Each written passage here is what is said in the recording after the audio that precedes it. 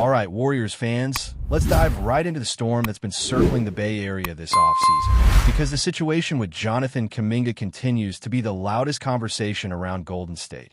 And now we've got Brandon Podziemski stepping up and giving his take on the saga. The young guard spoke publicly and showed some loyalty toward his teammate, making it clear that regardless of how things shake out, the locker room isn't turning on Kuminga. He said that everyone knows how the media operates, always looking for a storyline, always picking apart details to get something worth publishing. But inside the Warriors' locker room, the players still view Kuminga the same way. A talented young piece, a competitor, and someone they'd all love to see stay in Golden State. Now, on paper, that sounds supportive, right? Podziemski was essentially saying the whole thing doesn't affect their personal bond, that no matter how the negotiations end, Kuminga is still their guy. But let's be honest here. When you hear a player say, obviously, we want him to stay, it almost feels like the default safe answer. Of course, they want him around. Of course, they're not going to publicly say otherwise. But the vibe of the comment is very different from what we've heard from veterans like Stephen Curry or Draymond Green, who didn't come out nearly as directly to say the same. Podziemski, though, is different. He's in that younger core with Kuminga. He's part of the group that ownership and management are quietly hoping can represent the future once the Curry, Green, and Butler era finally winds down. So his defense of Kuminga isn't shocking. It's almost expected, but it's still worth highlighting because it reveals how tight these young guys are and how much they believe in each other. That said, if we strip away the emotional loyalty and just look at the cold reality, this situation hasn't changed for months. Jonathan Kuminga sees himself as more than just a role player. He wants the chance to grow into an all-star. He wants touches. He wants responsibility. And deep down, he knows Golden State can't give him that opportunity as long as Steph, Jimmy, and Draymond are still commanding the ball and dictating the system. From Kuminga's perspective, he feels underappreciated. From ownership's perspective, Joe Lacob doesn't want to let go of a young, high-upside asset just to bring back a veteran role player. And that's the gridlock.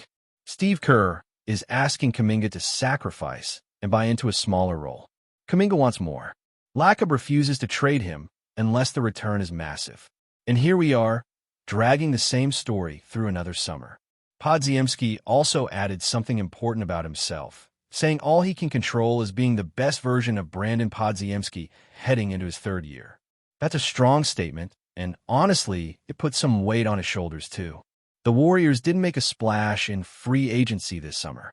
No blockbuster signings, no shiny new additions to shake up the rotation. Outside of the trade for Jimmy Butler back in February, this roster is practically the same. And that means Podziemski's development is not just a nice bonus anymore. It's a necessity. Golden State needs him to step up. They need him to look more like the near all-star Lacob has hyped him up to be. We saw glimpses last season. When Podziemski came back from that abdomen injury, his confidence soared, his shot looked smoother, and his comfort running the offense was noticeable.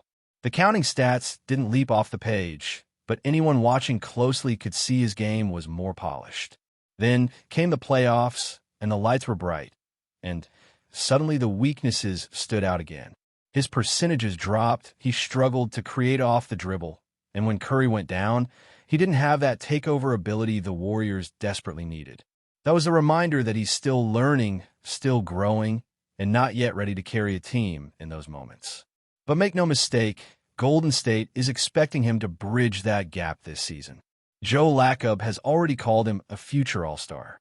That sets the bar incredibly high. No one's saying Podziemski has to walk into training camp and instantly become an all-star starter in the Western Conference. That's nearly impossible with the amount of talent in the guard rotation across the league, but what he does need to become is consistent. If he can give you 17 points a night, add in 5 rebounds, 5 assists, play that gritty defense, dive for loose balls, take charges, and most importantly, knock down open threes at a reliable clip, then suddenly you've got the young cornerstone Lacob is talking about. And let's not ignore the ripple effect. If Kuminga does end up leaving, willingly or otherwise, that raises Podziemski's importance even more. The Warriors would need him in the starting lineup consistently. He already started stretches of games last year, and his fit alongside Curry was decent, but it wasn't perfect. He'll have to improve his off-ball spacing, make quicker reads when defenses blitz Curry, and learn to punish teams that dare him to shoot. Those are the details that can elevate him from a promising young guard into a core piece of Golden State's future. While all this is happening, the Warriors front office is still juggling other free agency moves. They've essentially agreed to terms with Al Horford, DeAnthony Melton, and Gary Payton II, and everyone around the league is operating as if those deals are done. But outside of that, Golden State hasn't added major firepower. They're rumored to be looking at veterans like Malik Beasley, Malcolm Brogdon, and even Seth Curry. Each of those names brings something different. Beasley is a proven floor spacer who shot 40% from deep last year. Brogdon, when healthy, gives you steady playmaking and calm decision-making, but his injury history is a red flag. And Seth Curry, well, that would just be a morale move. Pairing the Curry brothers for the first time in the NBA. Fun story, good locker room vibes, but not exactly a game-changing signing. The Brogdon idea is fascinating but flawed. Do the Warriors really need another ball handler? Between Steph, Draymond, Jimmy Butler, Podziemski, and Sue Melton, the touches are already spread thin. Brogdon would struggle to carve out meaningful minutes, and for a player with his injury history, adding him feels like stacking risk on top of risk. On the flip side, Beasley offers a clearer role. Plug him in, let him launch threes at high volume, stretch the floor, and relieve pressure from Curry. The only obstacle there is money.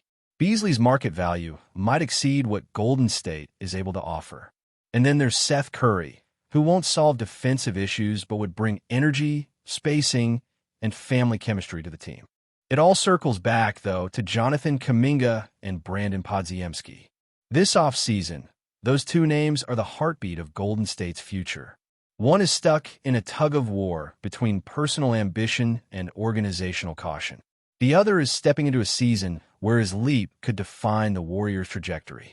Whether the team decides to finally move Kuminga or double down on his role, whether Podziemski rises to Lacob's lofty prediction or not, the answers are coming soon. The Warriors don't have the luxury of time. Their veterans are aging, their championship window is still cracked open but narrowing, and their younger core has to prove it can carry weight. And that's why Podziemski's comments matter. He didn't just defend his teammate. He quietly raised the bar for himself. By saying all he can do is be the best version of himself, he set a tone of accountability. That's the mindset Golden State needs from its next generation. The dynasty won't be rebuilt overnight, but if Pods embraces that challenge, and if the front office finally decides what to do with Kuminga, then maybe the Warriors can start laying the foundation for life after Steph. All right, let's keep rolling with this Warriors storyline because the second half of the offseason narrative is where things get really complicated, and it all comes down to how Golden State wants to shape the roster around Steph, Draymond, Jimmy Butler, and the younger guys like Podziemski and Kuminga. The names floating around in free agency are interesting, but the real question is not just who they bring in, it's how those moves fit into the bigger puzzle of keeping the Warriors relevant in a Western Conference that is absolutely stacked from top to bottom. You look around the league and you see teams like Denver, Oklahoma City, Minnesota, even the Clippers still pushing all their chips to try and get over the top. Golden State doesn't have the luxury of coasting. If they want to compete, the margin for error is razor thin, which makes every signing, every roster decision, and every rotation experiment matter more than ever. Now, let's talk Al Horford because that deal is a headline grabber in its own way. Even though he's near the end of his career, the Warriors view him as a stabilizer. The expected contract is 2 years with a player option, something around $11 million, which essentially gives Horford control of his future after this season. He's proven, he's a veteran champion, and he knows how to defend, space the floor, and play winning basketball. But here's the reality. Golden State is betting that Horford still has enough left in the tank to give them consistent minutes in a front court that has been thin at times. If he runs out of gas, if his age finally catches up with him in a significant way, the Warriors will be in serious trouble because there isn't a backup plan sitting in the wings. They're banking on Horford's IQ and versatility carrying them through, but that's a gamble when you consider how brutal an 82-game season can be for a 38-year-old. And that brings us back to the philosophy of this team. Golden State is straddling two timelines in a way that few franchises ever attempt. On one side, you have the legendary core, Steph Curry still playing an elite level, Draymond Green anchoring the defense, and now Jimmy Butler adding that tough two-way presence. That's the win now group. On the other side, you have Kuminga, Podziemski, Moses Moody, and even a guy like Tracy Jackson-Davis who showed flashes. That's the future core. The tension comes from trying to balance both timelines without sacrificing one for the other. It's why the Kuminga situation feels so dramatic. If he gets traded, it's a signal that the Warriors are doubling down on the present. If he stays, it's a signal that the organization still believes in that future bridge. The free agency rumors tied directly into this balancing act. Malcolm Brogdon's name is out there, but adding another injury-prone veteran doesn't exactly help the future timeline, and it could clutter up the rotation for Podziemski. The Beasley rumor is more intriguing because at just 27, he's still young enough to fit both sides of the timeline while also providing something Golden State desperately needs: three-point volume. He launched threes at a crazy rate last year and hit 40% of them. Imagine spacing the floor with Steph and Beasley together. It would stretch defenses to their breaking point. But again, cost is the issue, and the Warriors aren't operating with unlimited flexibility here. Then there's Seth Curry, and this one feels less about basketball and more about morale, chemistry, and storylines. Steph has never played with his brother in the NBA, and the idea of them sharing the floor together in Golden State jerseys will be a feel-good moment for the fan base and for the locker room. Seth can still knock down shots. He's always been a reliable sniper, but defensively he gives you almost nothing. Would Steve Kerr really trust him in a playoff rotation? Probably not. But as a bench piece, a culture guy, and a specialist who can swing a random regular season game or two with a hot streak from deep, there's definitely some value there. All of this is happening while the Warriors' front office quietly tries to figure out its luxury tax bill. The league has made it crystal clear with the new collective bargaining agreement that teams spending deep into the tax will be punished, and Golden State has been living in that zone for years now. Every move is weighed not just in terms of basketball fit, but financial impact.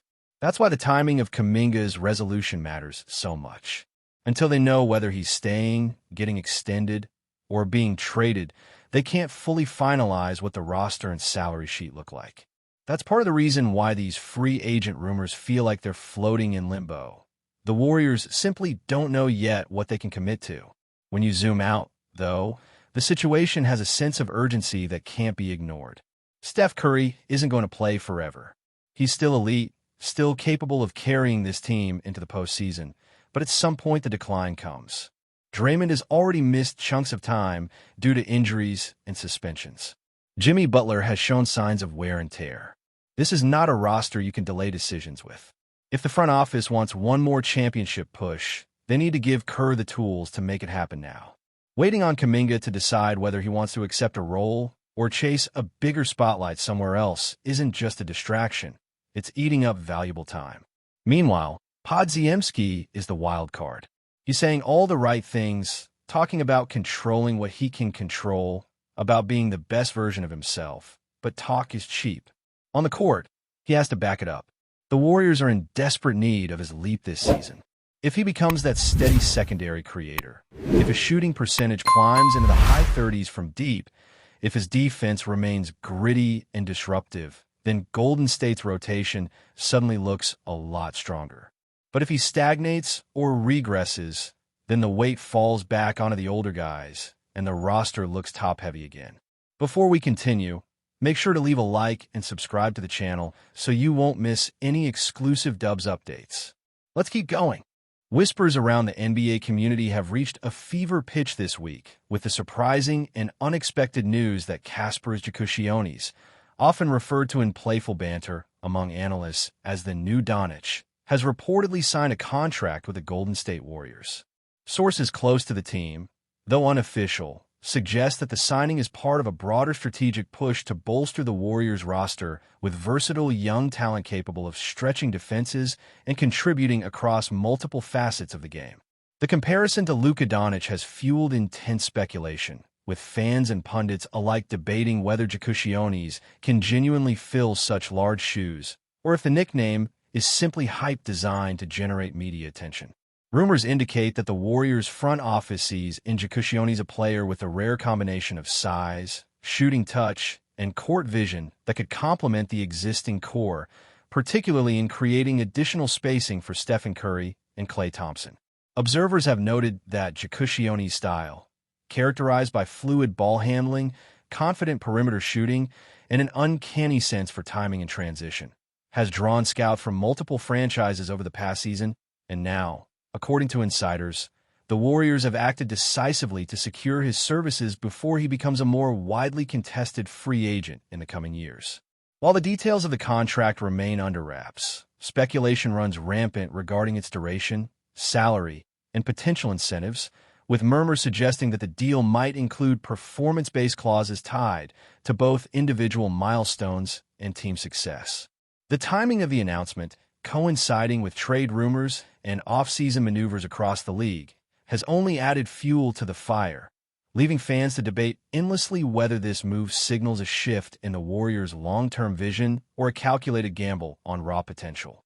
Jakucionis' arrival in Golden State has sparked a whirlwind of analysis and conjecture, with social media channels overflowing with commentary ranging from cautious optimism to outright skepticism.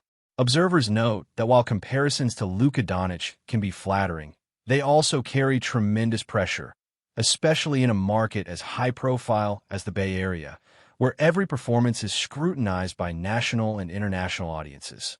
Inside sources hint that the Warriors' coaching staff has been quietly preparing for Jakucionis' integration, discussing ways to adapt defensive sets and defensive schemes to accommodate a player whose skill set might demand unique rotations and minutes allocation.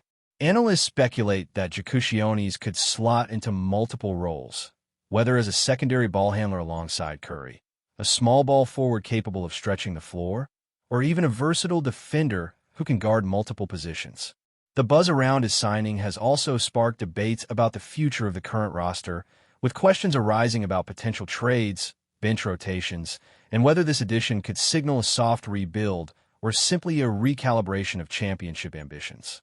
Pundits point to Jakucionis' international experience, noting that his time in European leagues provided a different type of competitive pressure, one that emphasized team cohesion, tactical intelligence, and adaptability, qualities that could serve him well in the fluid, fast-paced environment of the NBA.